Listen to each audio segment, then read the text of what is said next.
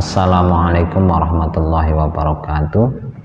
Pemirsa yang dirahmati Allah Subhanahu wa taala, masih dalam suasana Ramadan.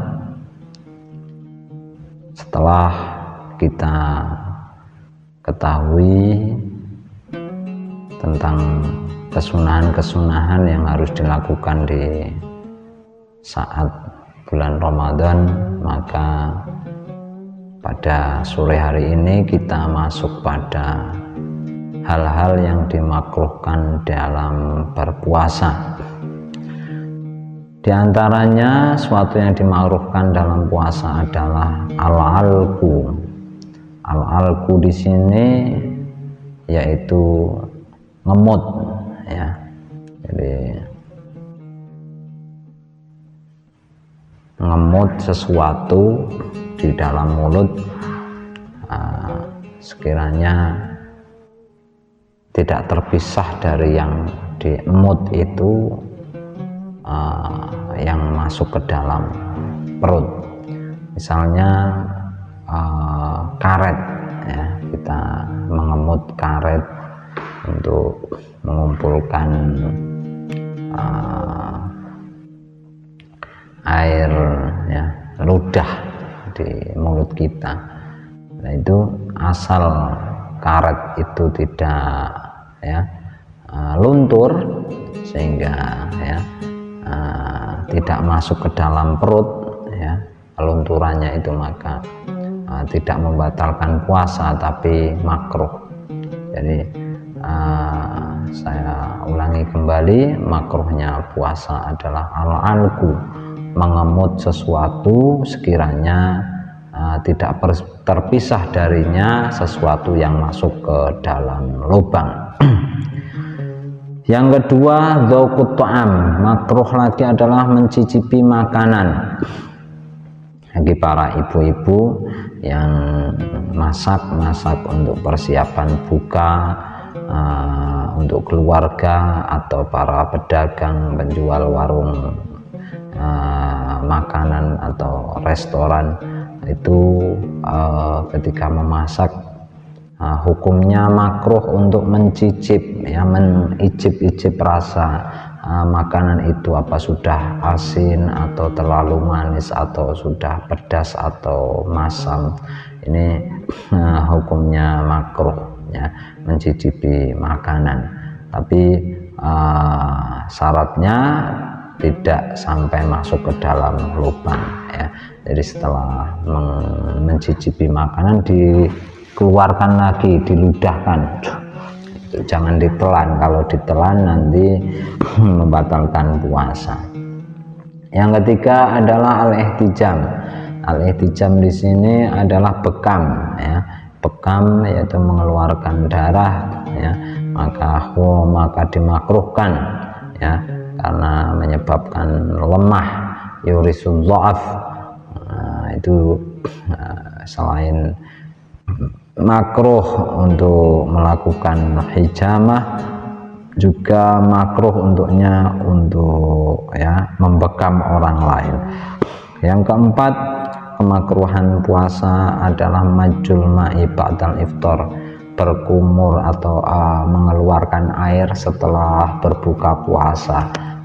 Mengeluarkan air dari mulut artinya kemum, ya, berkumur terus dikeluarkan setelah berbuka puasa, karena menghilangkan barokah, ya, puasa itu. Jadi ketika sudah berbuka, awal berbuka itu hendaknya ketika berkumur airnya diminum, ya, jangan dikeluarkan, karena di situ ada barokah asar daripada puasa. Hal ini, ya, dikatakan dalam, ya, kitab Sofwatu Zubat, kemakruhan puasa yaitu wa yukrahul alqu wa dzukun wahtijam wa majma'in inda fitrin min syam. Jadi dimakruhkan alaq, ya, wadaukun. Alaq ini mengemut sesuatu, daukun mencicipi, wahtijamun bekam, majumain yaitu ngelepehake banyu ketika berbuka puasa setelah berbuka ya. Yang selanjutnya al-ghuslu bil inhimas, mandi dengan selulup. Nah, ini ya, di kolam renang atau di kolam yang besar selulup, nah, itu makruh hukumnya ya. Meskipun mandinya itu wajib ya, karena dikhawatirkan air masuk ke dalam lubang melalui lubang telinga atau hidung atau mulut atau bahkan ya kubul dan dubur. Makanya makruh untuk mandi secara selulup inhimas. Kalau mandi biasa saja ya, diguyurkan dan harus hati-hati ya. Makruh lagi adalah asiwak ba'da zawal, siwak, melakukan siwak setelah zuhur, karena menghilangkan bau mulut orang yang berpuasa, yang telah kita ketahui bahwasanya la khulufu famis shaim atyab indallah min rihil misik ya. Jadi benar-benar bau mulutnya orang yang berpuasa itu lebih wangi ya di sisi Allah daripada minyak kasturi. Nah, ini kalau bersiwak setelah zuhur, setelah tergelincir matahari, ini menyebabkan hilangnya bau wangi yang sangat wangi itu di sisi Allah, lebih wangi daripada minyak kasturi, maka dimakruhkan. Selanjutnya kemakruhannya adalah kasratus sibak wan naum, banyaknya kenyang dan tidur ya. Ketika berbuka puasa dia berlebih-lebihan dalam makan ya, minum, ini makruh ya. Atau sebagai ganti makan siangnya ada makan yang tengah malam ya, nasi goreng atau indomie atau ya makan tengah malam, ini memperbanyak kenyang, ini makruh. Atau perbanyak tidur ya, sehari-harinya pagi siang sore malam tidur terus, ini makruh. Meskipun ya naumus shaimi ibadah, tapi tidur yang diniatkan untuk kuat supaya lebih kuat untuk beribadah ya. Kemudian makruhnya lagi adalah melakukan sesuatu yang tidak ada manfaatnya ya, ini makruh ya.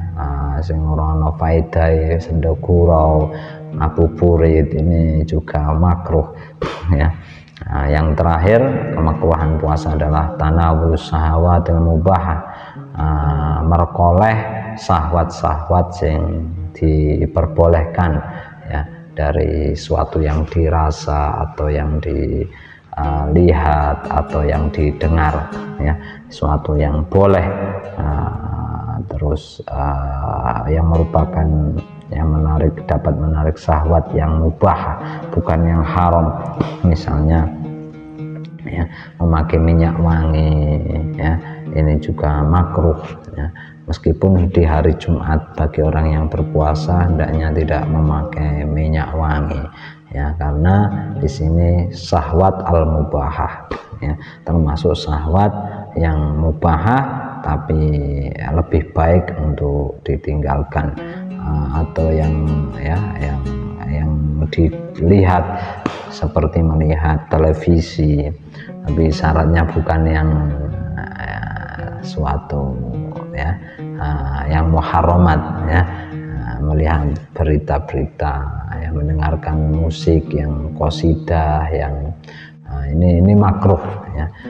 Jadi itu yang telah disebutkan adalah kemakruhan dalam puasa Ramadan. Semoga kita dapat menjalankan kesunahan, menjauhi keharaman dan meninggalkan kemakruhan untuk kesempurnaan daripada pahala ibadah puasa.